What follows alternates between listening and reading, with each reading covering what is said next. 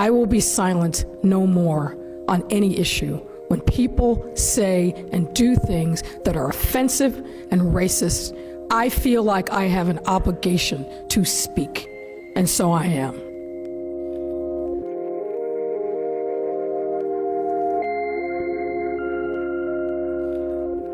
I don't normally speak during city council debates, and I won't use this privilege often. But I feel compelled to speak to this issue. When I was a child, I grew up at a time when racial discrimination was very much on the table. And I heard and witnessed and experienced a lot of offensive, harmful things said in my presence as a black child. As a child, I didn't have the words, the voice, or the strength to speak up. And I bear the shame of my silence to this day. When I was coming out in my 20s, similarly, I was worried about how I would be perceived. And I let people say terrible things about gays and lesbians in my presence, and I was silent. I will be silent no more on any issue when people say and do things that are offensive and racist. I feel like I have an obligation to speak, and so I am.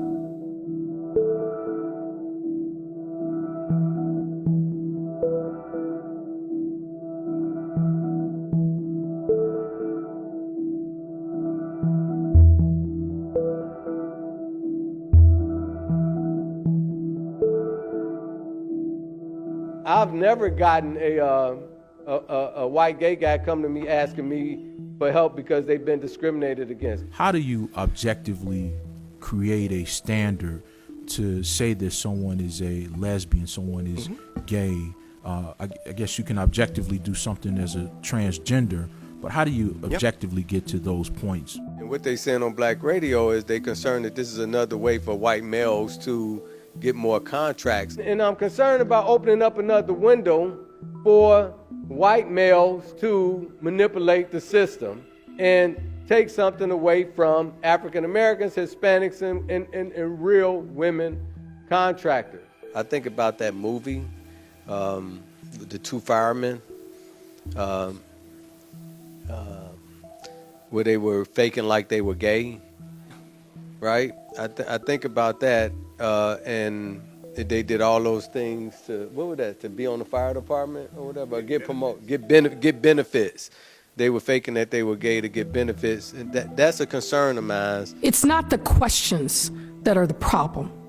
It is the content of the questions and the offensive nature of the tone and the questions and the concerns, in quotes, that were expressed. And as a leader, as a black gay woman, proud on all fronts, I have to say I'm disturbed by the nature of the committee discussion and the nature of the discussion here today. We need not ask anyone's indulgence, patience, or forgiveness or acceptance to be who we are and who we love. And that will never happen as long as I am in this body. And it's also shameful for any member of a discriminated community to give indulgence to offensive words spoken by someone else. In some ways, that's even worse. My friends, the pie is big enough to slice it in lots of other ways. What we are asking for is data, a study to determine where we are.